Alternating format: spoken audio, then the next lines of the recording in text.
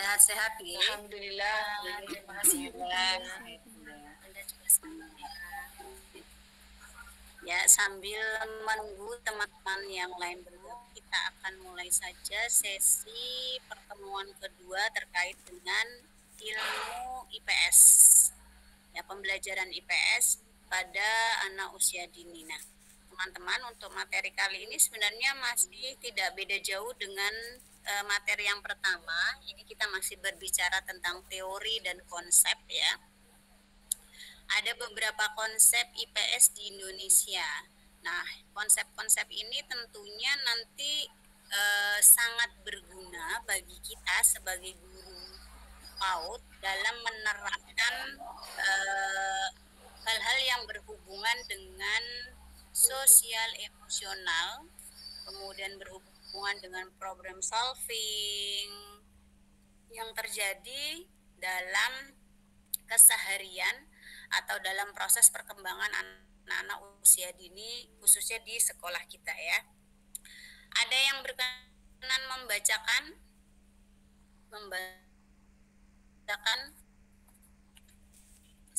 Mbak Nabila? Iya Bu, terima kasih.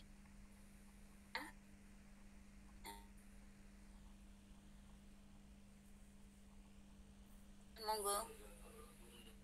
Bentar Bu, ini sinyalnya agak jelek. Enggak muncul itu Bu, tiba-tiba hilang. Yang kelihatan. Iya, layarnya enggak kelihatan. Monggo yang lain saja Bunda.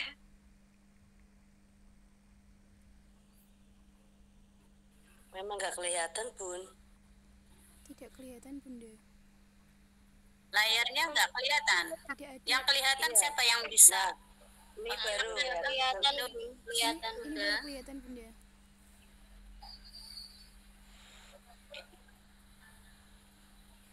Silakan dibaca. mati lagi. Hilang lagi, Bunda. Saya ini itu sinyal karena di tempat saya sudah muncul di layar. Muncul kok. Monggo yang muncul saja yang membacakan. Konsep IPS Indonesia. 1. Interaksi. Interaksi merupakan salah satu kebutuhan dasar manusia, sehingga manusia harus mampu melakukan interaksi dengan pihak lain. Di dalam interaksi ada 3 unsur, yakni komunikator atau orang yang melakukan komunikasi, komunikasi atau orang yang dijadikan sasaran atau objek, dan informasi atau bahan yang dijadikan komunikasi. Yang kedua, saling ketergantungan. Setiap orang pasti memerlukan orang lain, meskipun untuk berinteraksi sejenak. Oleh karena itu, manusia harus saling menghargai. Manusia dapat tergantung dalam berbagai cara, mulai dari perawatan dan dukungan perasaan sampai pada pertukaran barang dan jasa. Oke. Yang pertama konsep ilmu IPS yang ada di Indonesia ya, karena kan tentunya ini kurikulumnya diatur oleh kurikulum nasional, itu akan berbeda dengan kurikulum dari luar negeri. Nah, untuk sementara kita ini masih mengacu pada kurikulum nasional ya terkait dengan konsep IPS yang ada di Indonesia. Yang pertama adanya interaksi. Nah, ini kita nggak usah pakai teori dulu deh.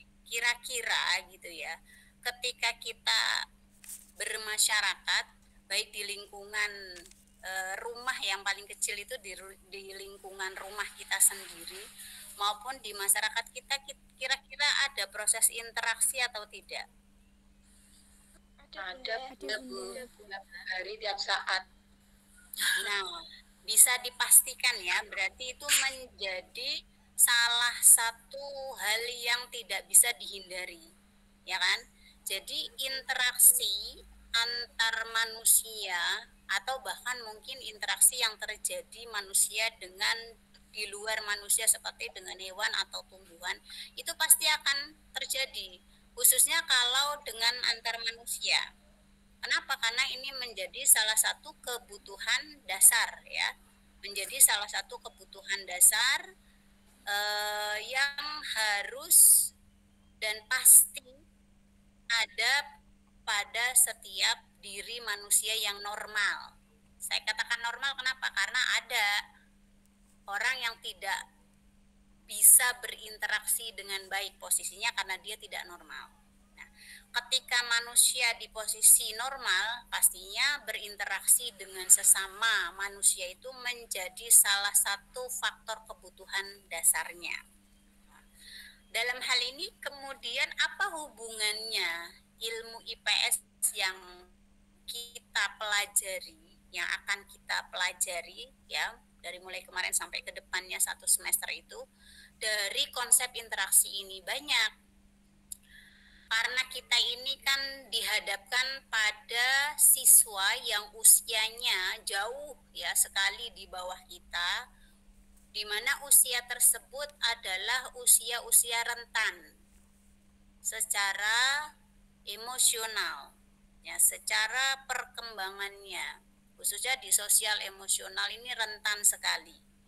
Maka pada saat kita sebagai guru berusaha banyak belajar yang berhubungan dengan pola-pola interaksi, diharapkan kita memiliki satu dasar keilmuan yang bisa mengajak anak-anak kita itu untuk problem solving minimal. Jadi kita bisa mengarahkan, menstimulan ya, menstimulasi anak-anak itu supaya mereka satu bisa mengidentifikasi masalah yang dihadapi. Jadi kita ajak nih anak-anak kita untuk bisa mencerna, untuk bisa mengidentifikasi sebenarnya mereka itu kenapa sih gitu, masalah apa sih yang sedang mereka hadapi. Contoh misalnya di usia 2 sampai 4 tahun, bahkan sampai 6 tahun itu kan usia di mana fasenya mereka sedang tantrum. Punya siswa yang di usia sekian mengalami tantrum, teman-teman? Ya, Bu. Ada ya. Kira-kira kalau itu rata-rata atau hanya 1-2? Berapa sasis, Bu? Hanya 1-2 aja, Bu. Bunda. 1-2. Salah nggak kalau rata-rata anak di usia sekian ada yang mengalami tantrum? Tidak, Bunda. Tidak. Tidak salah ya teman-teman. Teman-teman harus bisa memahami bahwa tantrum itu bukan penyakit. Tantrum itu fase. Artinya rentang usia 2 sampai dengan 6 tahun itu mereka akan mendapatkan fase atau melewati fase yang namanya fase tantrum. Nah, kemudian kenapa kok tantrum harus ditindaklanjuti sampai panggil psikiater atau komunikasi dengan psikolog?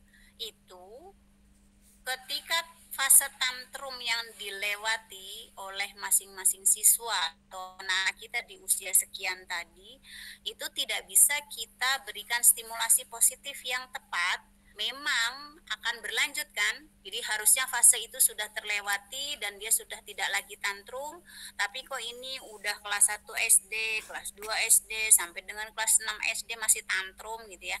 Nah, itu perlu dikomunikasikan oleh ahlinya. Kenapa itu baru jadi penyakit? Bisa jadi saat fase tantrumnya itu sedang berjalan, dia tidak mendapatkan stimulasi positif yang tepat ya, penanganan yang positif dari lingkungannya, salah satunya mungkin dari lingkungan sekolah.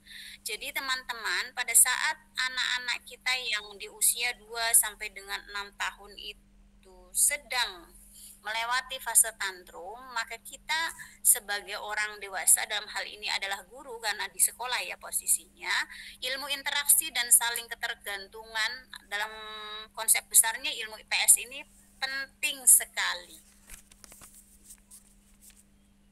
Nah, salah satu stimulan yang perlu dibiasakan ya oleh kita sebagai guru untuk anak-anak itu ketika mereka menghadapi fase-fase tantrum, misal nih ada anak yang rebutan mainan. Coba deh kita perhatikan siswa-siswa yang baru 3 bulan ini di sekolah ya, kurang lebih 3 bulan. Dari mulai pertengahan Juli sampai dengan sekarang kan kurang lebih ada 3 bulan. Tentunya kita masih akan mendapati anak-anak yang secara emosional itu egosentrisnya masih tinggi. Nah, kalau anak-anak egosentrisnya masih tinggi itu kan apapun yang dia pegang itu adalah miliknya sendiri gitu ya. Jadi dia masih nggak mau untuk berbagi dengan teman-teman yang ada di sekelilingnya. Taunya dia mainan itu ya mainanku. Yang berhak itu saya, yang berhak aku. Ada nggak ditemukan masih di siswa-siswa yang sudah di 3 bulan pembelajaran seperti itu? Masih ada, masih ada. Oke. Nah, pertanyaan selanjutnya, usia 2 sampai 6 tahun tadi saya katakan ada di fase tantrum, ya masih akan melewati fase-fase tersebut. Dan di usia 2, khususnya 2 sampai dengan 4 tahun, yang namanya ego itu masih sangat sentris. Artinya anak itu masih tinggi ya. Mereka masih ada di fase tadi, ini semua milik saya gitu. Bahkan bu guru pun nggak boleh pegang anak yang lain. Kadang kan gitu ya, sampai seperti itu gitu, posesifnya gitu. Nah, kira-kira gitu, karakter-karakter seperti itu natural nggak dihadapi oleh anak-anak usia 2 sampai dengan 6 tahun? Karakter yang egosentris, fase tantrumnya, natural nggak teman-teman? Natural. Yang natural ini ya. Oke, natural. Jadi ketika anak yang kita hadapi itu di usia 2 sampai dengan 6 tahun, khususnya usia 2 sampai dengan 4 tahun, masa egosentris itu adalah sesuatu yang tidak bisa dihindari, teman-teman ya. Masa di mana mereka sedang belajar berproses untuk bisa menerima orang lain dalam hidup mereka, ya, untuk bisa menerima kedatangan teman baru, situasi baru, guru baru, karakteristik baru, habitat yang berbeda, itu fasenya mereka. Nah, kemudian apa yang harus dilakukan oleh kita sebagai orang dewasa? Karena kita posisinya di sekolah, kita sebagai gurunya mereka. Yang perlu kita berikan adalah stimulasi pola pengasuhan dan pendidikan yang positif. Jadi jangan memberikan justice, itu ya. Jangan memberikan justice kepada anak-anak di fase-fase yang demikian kalau apa yang mereka lalui adalah sebuah kesalahan. Sampai dibandingkan misalnya, loh kamu kok gak mau berbagi toh? Ya ini kan bukan punyamu, ini punyanya bu guru gitu ya. Ya yang dikatakan itu betul, tetapi caranya yang salah. Ya. Mereka tidak paham itu. Kan mereka anak-anak. Jadi bahasa yang akan disampaikan oleh kita sebagai guru, stimulasinya kan yang kita berikan adalah saling berbagi gitu ya, supaya mereka terbiasa, akhirnya supaya mereka bisa berinteraksi dengan lingkungan mereka, teman-teman mereka, main bersama. Nanti kalau sudah 6 tahun ya, tahun itu sudah ada di tingkatan main bekerja sama gitu ya. Nah, main bersama, saling berbagi apa saja, itu sebenarnya pembiasaan-pembiasaan sederhana untuk memahamkan kepada mereka bahwa manusia itu akan selalu bertemu dengan hal yang bersifat interaktif, akan selalu berinteraksi dengan manusia yang lain. Ini hukum alam kalau bahasa IPA-nya itu begitu, ya. Nggak bisa dihindari, tapi kan kita nggak mungkin memberikan teori interaksi kepada mereka dengan bahasa ceramah, mungkin enggak? Tidak ya, anak-anak itu kan belajar dari yang konkret. Berarti yang disampaikan oleh kita sebagai guru adalah stimulasi realnya, konkretnya tadi tuh diberikan pembiasaan saling berbagi, diajak untuk saling bermain bersama. Jadi ada stimulasi-stimulasi yang membuat kemudian akal sehat mereka menerima, oh saya ini harusnya gitu ya punya mainan satu yang ada di sekolahan ini harus bisa dimainkan dengan teman-teman yang lain, maka saya harus berbagi. Jadi tanpa perlu kita berikan definisi interaksi atau kita ceramai, itu tidak tepat. Apalagi dengan memberikan justice tadi ya, ini tidak boleh. Yang perlu diberikan oleh kita adalah stimulasi positif yang konkret yang bisa mereka lakukan ya, tanpa harus memahami pengertiannya ya. Jadi nggak perlu kamu itu harusnya berinteraksi sosial loh, tahu nggak interaksi sosial itu bla bla bla bla bla. Itu tidak banget ya, nggak boleh itu disampaikan kepada anak-anak. Itu cukup memberikan stimulasi positif yang konkret saja. Ajak mereka untuk ayo main dengan teman-teman, ayo saling berbagi apa saja, mulai dari mainan, makanan misalnya ya, berbagi tempat duduk, itu kan hal-hal yang biasa ditemui di sekolah masing-masing. Nah ini proses interaksi namanya. Itu yang pertama. Yang kedua, yang perlu diperhatikan dalam proses interaksi ini adalah bagaimana kita sebagai guru itu berfungsi sebagai komunikator yang baik. Karena kalau komunikator yang baik itu dia akan menyampaikan informasi yang positif. Hasilnya juga positif, tidak akan terjadi kesalahpahaman bagi si objek itu kan orang yang menerima informasi ya. Dalam hal ini bisa anak, kalau di sekolah bisa orang tua, bisa sesama guru. Maka belajar berkomunikasi menjadi bagian penting dari ilmu IPS ya, dari kewajiban kita sebagai guru. Kenapa? Karena ketika kita sebagai komunikator itu memberikan informasi dengan pemahaman yang salah. Informasinya benar, tetapi disampaikan oleh kita dengan pemahaman yang salah, maka akhirnya informasi itu juga akan menjadi salah ya. Orang yang menerima pun akan salah paham. Nah, ini jadi bahaya yang seperti ini. Oleh karena itu, ketika kita berfungsi ya sebagai komunikator, jadilah komunikator yang baik. Komunikator yang baik itu yang bagaimana? Sebelum menyampaikan informasi, pahami dulu informasinya dengan baik. Memahami informasi dengan baik caranya, kalau perlu cari referensinya. Yang kita sampaikan kan ilmu ya, kita sampaikan kan pengetahuan, maka harus kita cari dasarnya, sehingga ketika kita sampaikan ke orang lain bukan katanya gitu ya. Kalau bahasa di pesantren itu sanadnya itu jelas begitu, bukan katanya kata si anu itu. Kalau sudah katanya ini yang terjadi apa? Gosip, semakin digosok semakin sip ya, bukan ilmu lagi. Jadi kalau sudah gosip jadinya isu, maka akan menjadi fitnah. Makanya tugas komunikator itu berat ya. Komunikator itu harus lancar menyampaikan informasi.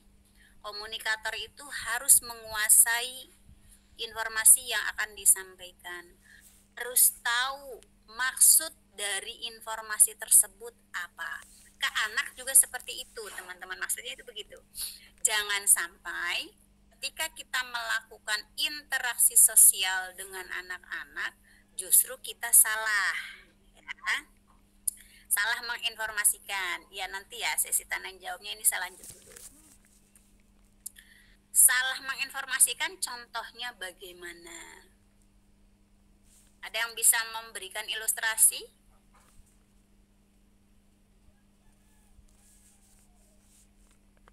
Ayo. Gak apa-apa, gak usah takut, kan saya gak ngegigit. Barangkali ada yang mau berpendapat, memberikan ilustrasi menyampaikan informasinya benar, tetapi penyampaiannya yang tidak tepat gitu, sehingga informasi itu seolah-olah salah.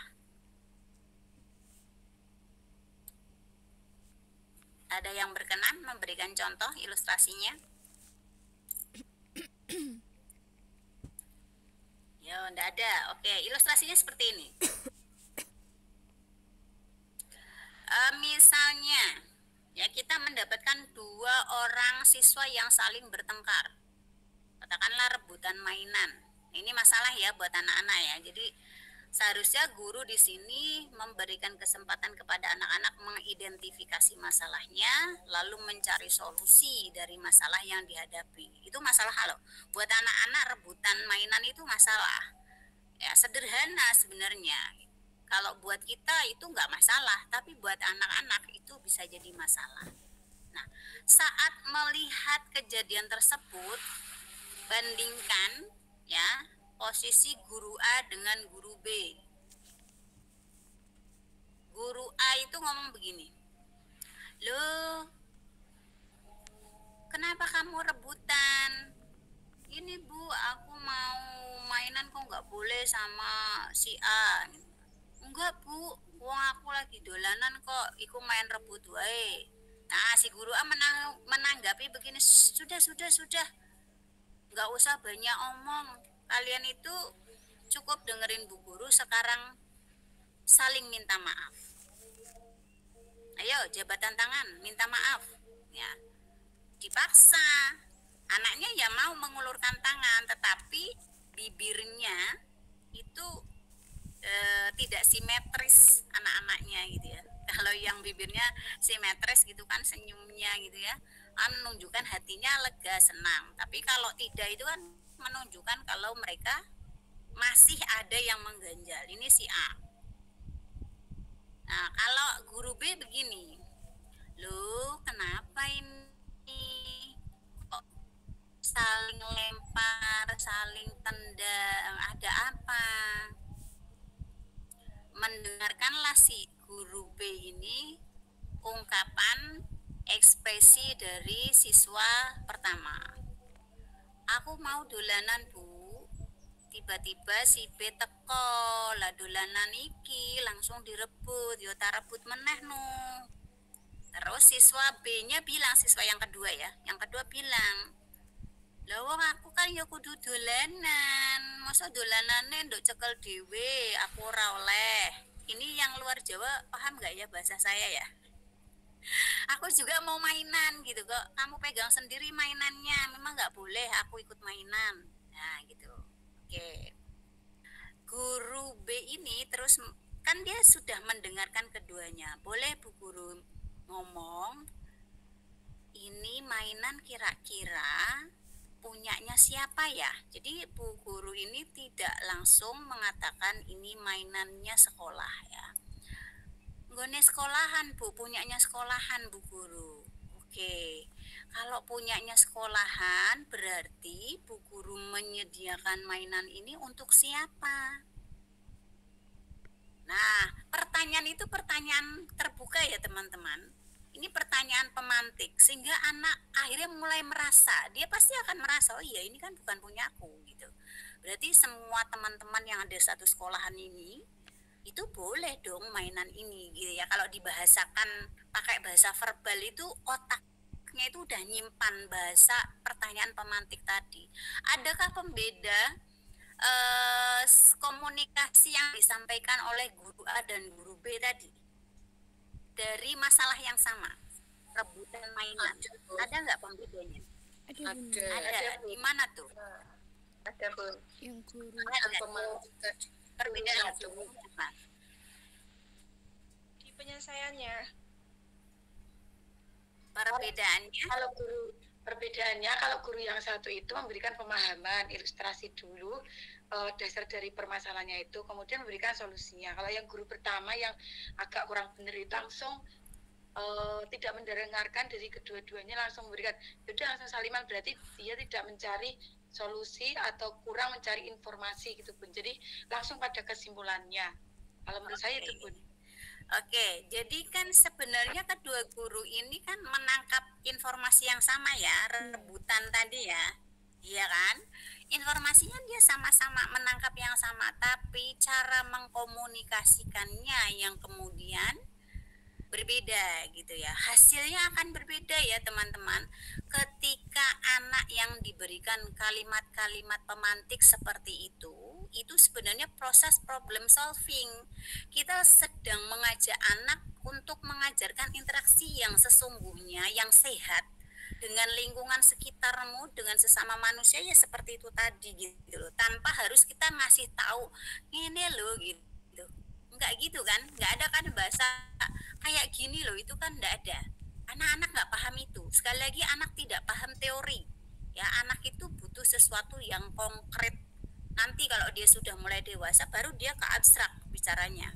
Ya, kalau kita orang dewasa bahasa abstrak itu sudah bisa peka karena memang di usia kita itu Allah sudah kasih kemampuan itu. Tapi anak-anak ini sedang belajar ya menjadi dewasa kan nantinya. Maka proses pendewasaannya itu ya ilmu-ilmu yang nanti dia praktekkan pada dewasa itu ya saat mereka usia rentang 0 sampai dengan 6 tahun ini gitu. Maka konsep yang kita sampaikan kepada anak-anak itu harus real ya, harus nyata. Tidak perlu diberi teori, itu tidak perlu. Nah, akhirnya kan nanti hasilnya anak yang ditangani oleh guru yang pertama dengan anak yang ditangani oleh guru kedua, insya Allah ya bisa dipastikan itu akan lebih matang dalam sisi mental di guru yang kedua tadi. Kenapa? Karena guru yang kedua itu ngajak anak mengidentifikasi dulu masalahnya itu kaitannya ya. Terus masing-masing diberikan kesempatan untuk berargumentasi. Masing-masing diberikan kesempatan untuk menyampaikan, mengekspresikan kata hatinya, masalah mereka. Tadi anak yang pertama bilang aku lagi main, tiba-tiba temannya datang kok merebut mainanku. Anak yang kedua juga menyampaikan hal yang hampir mirip lah. Itu kan mainannya kan bukan mainannya. Mainan ini kan punya sekolahan, masa aku juga nggak boleh ikut main. Dua argumentasi ini sama-sama benarnya gitu ya, sama-sama ekspresif, sama-sama didengarkan. Kemudian si guru mengajak anak untuk setelah teridentifikasi, si guru ini mengajak anak untuk mencari solusi dari permasalahannya tadi dengan pertanyaan, bukan dengan perintah. Nah, kalau ini punya sekolahan, terus mainan ini boleh dimainkan oleh siapa, itu kan pertanyaan pemantik gitu ya. Jadi tidak memerintah. Kenapa kemudian anak akhirnya merasa mereka dihargai, dimanusiakan gitu. Sehingga akal sehatnya, ya manusia itu kan dikaruniai oleh Allah itu otak kanan dan otak kiri, dan di tengah itu juga sama dianugerahi oleh Allah yang namanya batang otak. Batang otak ini tempatnya reptil, karakter reptil ya. Kalau bahasa ininya itu adalah jiwa kebinatangan. Jadi ada yang dititipkan oleh Allah itu ada jiwa kemanusiaan, ada juga kehewanan. Makanya kalau ada ya ilmu kalam ya, istilahnya itu apa ya, filsafat itu ada kan yang mendefinisikan manusia itu hewan gitu. Yang membedakan manusia itu apa? Anatik ya bahasanya kalau dalam bahasa Arab. Kalau bahasa filsafat ya di Indonesia kan itu adalah cara berpikir dan ilmu gitu loh. Kemampuan berpikir, kemampuan mengkomunikasikan, kemampuan ilmunya itu yang kemudian membedakan manusia dengan hewan. Dan itu memang ya disampaikan juga oleh Allah ya dalam kitabnya, disampaikan oleh kitab-kitab suci manapun itu disampaikan. Makanya ketika anak sekalipun pada saat dia diperlakukan sebagai manusia ya, lebih dimanusiakan, lebih dihargai, maka otak baiknya ini itu akan berkembang dengan rimbun, senang dia nerimanya. Karena kalau bahasa kedokterannya ketika bahagia, imun dalam tubuhnya itu akan meningkat. Nah, imun yang meningkat ini akan memberikan dampak positif di otak kanan maupun otak kiri, ya, sehingga rimbun.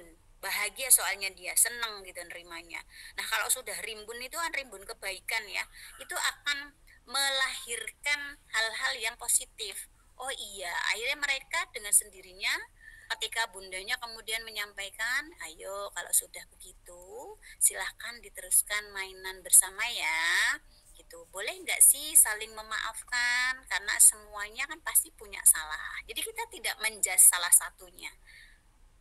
Nah, ini mereka akan lebih dimanusiakan, merasa lebih dimanusiakan. Faktor pertama yang paling unggul di sini kan komunikasinya ya. Jadi dari si komunikator. Jadi bagaimana cara guru mengkomunikasikan itu menjadi hal yang sangat signifikan untuk hasil ya, hasil dari informasi yang disampaikan. Itu ya teman-teman. Jadi ayo kita sama-sama belajar jadi guru yang bahasa komunikasi kita itu sangat membuat orang lain merasa senang, merasa nyaman gitu ya. Kan ada ya orang yang sebenarnya dia baik gitu, tapi cara berkomunikasinya bikin kita insecure gitu. Ada nggak sih? Ada ya, gitu, bikin kita mikirnya beda gitu. Ini orang kok jutek banget gitu kan, kadang gitu ya. Padahal enggak gitu, tapi karena cara dia berkomunikasi sehingga membuat kita berpikir dia itu kok judes amat ya gitu, kok galak banget ya gitu ya. Nah, jadi sangat penting ya interaksi. Yang kedua, saling ketergantungan. Manusia yang satu dengan manusia yang lainnya itu pasti akan saling membutuhkan. Ya, bahkan dengan makhluk hidup yang lainnya pun seperti itu. Makanya kalau dalam ilmu IPA ya, waktu kita SD itu kan ada yang namanya rantai kehidupan ya. Rantai kehidupan itu kan nggak putus ya itu. Nah, itu menunjukkan bahwa mutualisme antar makhluk hidup, khususnya manusia dengan manusia, itu memang terjadi gitu. Dan itu sudah apa ya istilahnya, hukum alam, sudah sunatullah ya. Nah, maka di sini kita juga akhirnya kan akan memberikan pemahaman baru kepada anak-anak bahwa kamu itu butuh orang lain gitu ya, kamu itu nggak bisa sendiri. Nah, kira-kira di 3 bulan ini kita punya ndak anak didik yang cara mengekspresikannya itu ada yang dipol-polke. Dipol-polke itu apa ya? Dikeluarkan semua. Kalau dia seneng ya ketawanya lepas gitu, bahagia gitu. Kalau dia nangis ya nangis sejadi-jadinya gitu, sedih ya, marah itu ya, ya di ekspresinya itu dikeluarkan semuanya. Tapi ada anak yang ketika dia sedih, susah atau apa itu ekspresinya itu dia menarik diri ya, menarik diri dari teman-temannya, dari lingkungan sekitarnya. Itu temannya main, dia ada di pojokan. Temannya aktif ketika guru memberikan inspirasi ya, apa namanya, ketika guru memberikan persepsi awal dan sebagainya, dia nggak ada ekspresi yang gimana-gimana, datar aja gitu.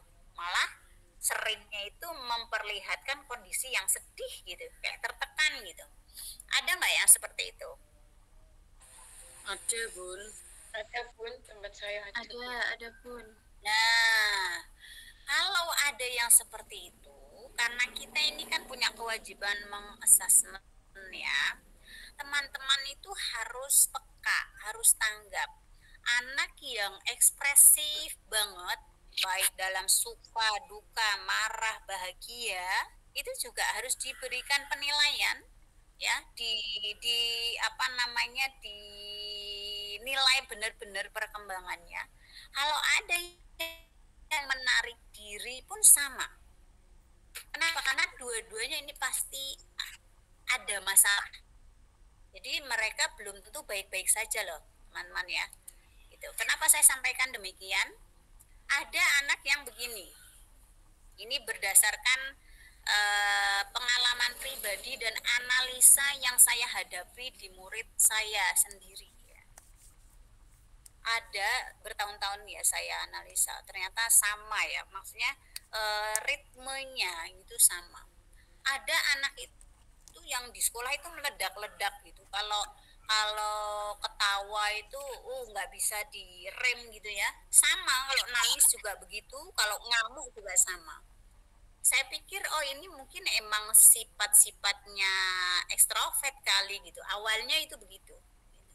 Tetapi ketika kami telusuri dari keluarga, dari tetangga, kan perlu kita dapat informasi bagaimana sih latar belakang anak ini di lingkungan tetangganya gitu ya. Karena lingkungan tetangga itu kan lingkungan terdekat yang lebih banyak tahu dibanding dengan sekolah gitu. Nah, setelah kita mendapatkan ya sebentar ya, saya lanjut dulu. Setelah kita mendapatkan informasi, ternyata informasinya satu, anak ini di rumah itu sering kali dilarang. Jadi apa-apa nggak boleh. Mau apapun itu nggak boleh gitu loh. Jadi harus sesuai dengan komando ibu dan utinya. Kalau tidak sesuai dengan komando ibu dan utinya, menurut ibu dan utinya ya dia salah. Nah, kalau sudah salah itu pasti dijudge ya. Jadi menerima justifikasi yang tidak sehat. Gitu. Sampai mohon maaf diperlakukan kasar dengan fisik ya, secara fisik. Ada lagi satu anak gitu. Kita ini yang kita analisa secara detail itu yang udah parah ya. Itu padahal anaknya menurut kami itu pinter. Pinter dalam artian di atas rata-rata kemampuan teman-temannya ya. Maksudnya itu begitu, bukan berarti yang lain tidak pintar, artinya di atas rata-rata kemampuan teman-temannya satu kelompok di usia yang sama. Itu kalau datang ke sekolah pasti mimik pertama ketika bersalaman cium tangan diterima oleh ustazahnya itu mimiknya itu tidak bahagia. Jadi kayak rasa tidak bahagia itu kelihatan banget di bawah gitu ya, dari rumah ke sekolah. Nah, selama proses dia belajar di sekolah itu gembira gitu, gembira, tetapi ada di proses-proses di mana dia menarik diri. Misalnya nih saat mengaji, saat ngaji, dan di tempat kita itu setiap hari harus mengaji ya, itu dia pasti narik diri dan sudah menyampaikan pesan ke gurunya begini, saya ngaji dikasih antrian yang terakhir saja ya Bu Guru gitu. Kemudian nanti di buku prestasi jangan ditulis ulangi gitu. Jadi itu udah dipesan, gurunya ini sudah dipesan anaknya. Analisa yang ketiga si anak ini yang menarik diri ini, kalau sudah saatnya mau pulang ya, sudah saatnya mau pulang itu wajahnya berubah lagi jadi sedih. Maksudnya mimiknya sama bahasa tubuhnya itu seolah-olah ingin menyampaikan aku masih pengen di sekolahan gitu. Kalau perlu nggak pulang dulu gitu loh. Itu akhirnya kita pelajari ini dua anak yang beda ya ekspresifnya gitu kan. Kita cari tahu. Ternyata kita ambil kesimpulan dari informasi-informasi yang kita himpun, dua anak ini sama-sama tertekan. Ya. Cuma beda cara mengekspresikan. Saya katakan disimpulkan sama-sama tertekan karena kedua-duanya punya orang tua yang ekspektasi ke anaknya itu berbeda.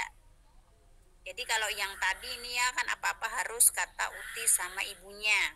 Ekspektasi orang tuanya itu anak itu kayak apa? Kalau menurut saya kayak robot gitu ya. Jadi salah juga nggak boleh. Sama nih yang satu juga, ekspektasi orang tuanya itu ibaratnya gini, anaknya itu sudah menghasilkan 60, orang tua itu pengennya 200. Paham ya ilustrasi saya sampai di sini ya? Akhirnya gitu, yang anak kedua ini dia ngerasa dapat tekanan. Sama yang anak pertama juga, dari verbal maupun fisik. Nah ini kan bahaya ya teman-teman. Ini bahaya, saya sampai kalau ngomong kedua anak ini suka nangis ya. Wah ini apa yang harus saya lakukan? Ini kalau dibiarkan gitu. Jangan-jangan nanti ketika di akhirat ini saya juga dapat bagian pertanyaan dari Tuhan gitu ya. Kenapa kamu nggak melakukan kebaikan untuk muridmu sendiri gitu ya teman-teman ya. Batasnya saya berpikir begitu. Akhirnya kita briefing beberapa kali dengan Dewan Guru, menghasilkan sebuah kesimpulan kita harus panggil psikolog. Artinya komunikasinya nggak bisa komunikasi hanya dengan kita sebagai guru. Khawatir nanti salah paham ya kan. Kadang kan nggak setiap orang tua itu bisa menerima kekurangannya. Maka jalan yang harus kita tempuh, kita komunikasikan dengan ahlinya dan nanti kita akan lakukan gitu istilahnya apa ya, pendekatan edukasi kepada orang-orang tua ini.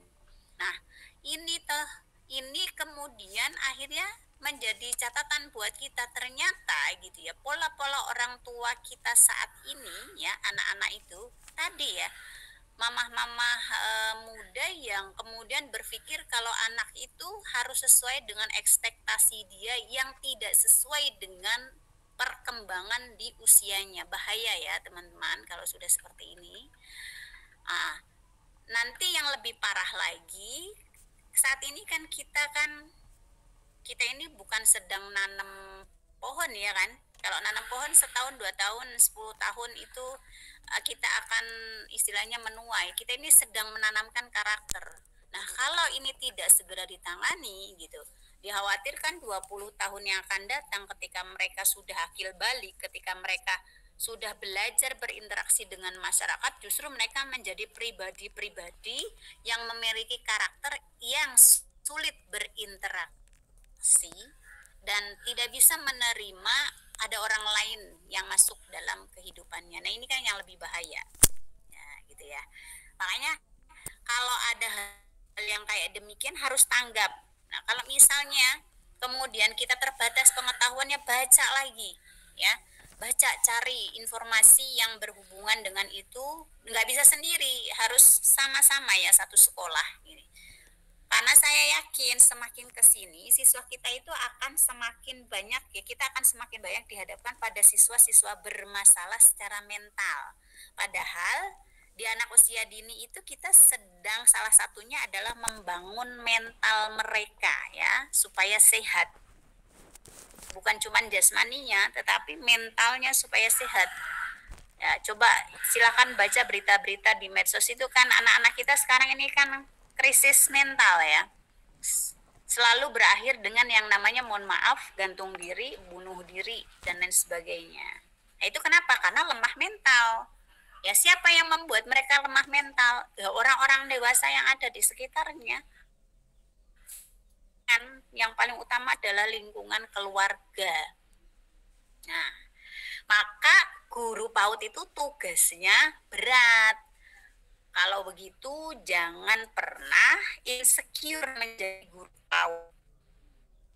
Kenapa? Karena Anda ini gitu ya, tugasnya 10 kali lipat dibanding dengan guru SD dan seterusnya.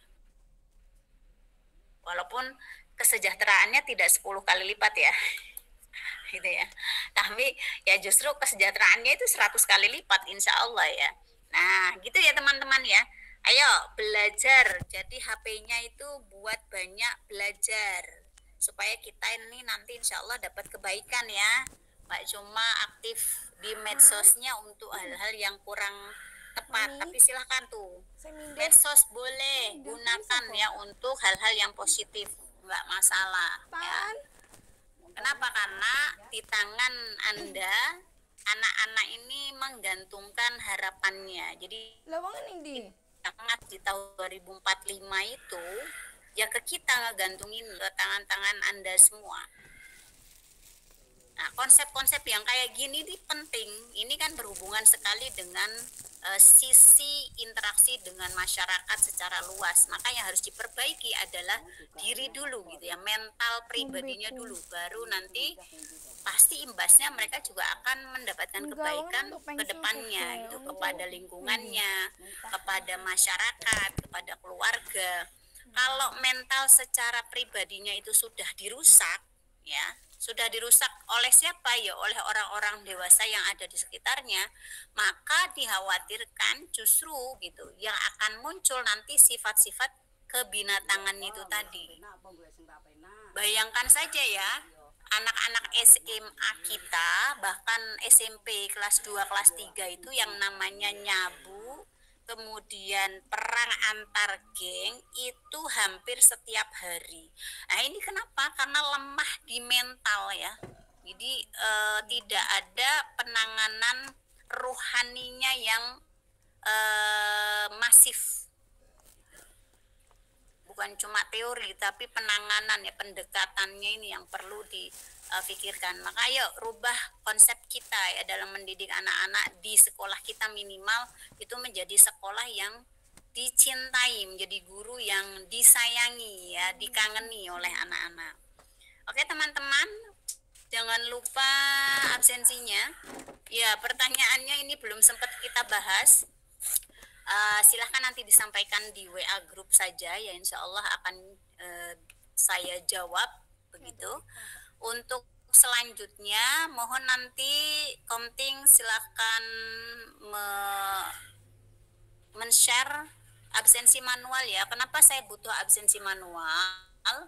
Maksudnya kalau teman-teman yang tidak bisa hadir di Jimit karena terkendala, itu kan saya bisa memantau ya. Salah satu contoh misal ada kendala biaya SPP, ya itu kan tidak bisa tuh absensi di Spada, jadi itu bisa absen manual. Maksudnya itu seperti itu ya.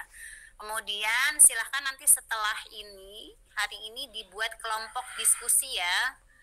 Dibuat 6 kelompok saja, nggak usah banyak-banyak, 6 kelompok. Nanti kita akan mulai melakukan diskusi per kelompoknya itu mulai pekan depan. Jadi saya tetap akan men-share informasi atau materi lewat Spada. Silahkan nanti materi tersebut diolah kembali, boleh dirubah PPT-nya, bentuknya, mau ditambahkan informasi ilmunya juga silahkan, nggak masalah. Nanti yang membawakan materi itu setiap kelompok yang ditunjuk, kemudian saya hanya akan memberikan closing statement saja ya. Nanti kalau ada pertanyaan-pertanyaan yang memang tidak bisa dijawab secara utuh oleh pemateri, insya Allah akan saya bantu jawab seperti itu teman-teman. Sampai di sini ada yang ditanyakan terkait dengan apa teknis pembagian kelompok dan absensi. Duh, kono enak ini ora padang. Oke, silahkan. Kono enak sekali ini. Untuk nanti presentasinya kira-kira berapa menit Bun diberikan waktu untuk nantinya? Presentasi maksimal 20 sampai 30 menit ya. Maksimal loh. Oke. Iya Bun, terima kasih Bun. Gimana? Dia untuk Gimana, topiknya Bu? apa aja ya? Nanti lihat materi yang saya share di Spada ya. Untuk materinya itu nanti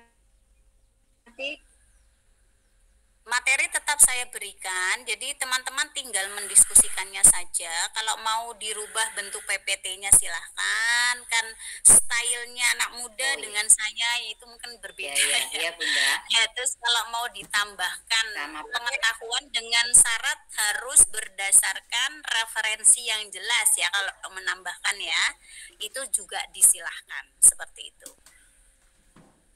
Oke, Mbak Yuliana, gimana?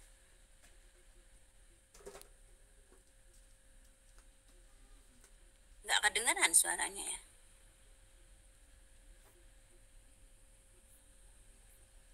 Ya, Bunda. Suaranya Mbak Yuliana Ya. ini nggak terdengar ya? Pertanyaannya sama Bunda.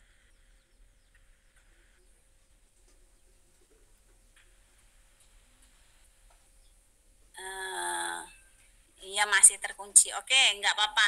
Ya nanti hal-hal lain silahkan disampaikan di WA Group ya, karena kita tinggal 2 menit. Ini sudah mau di closing oleh sistem.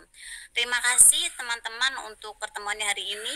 Pertanyaan yang hari ini belum bisa saya jawab, silahkan disampaikan di WA Group. Insya Allah akan saya jawab ya. Mohon maaf atas segala kekurangannya pada hari ini. Ya, billahi taufiq wal hidayah. Assalamualaikum warahmatullahi wabarakatuh. Waalaikumsalam.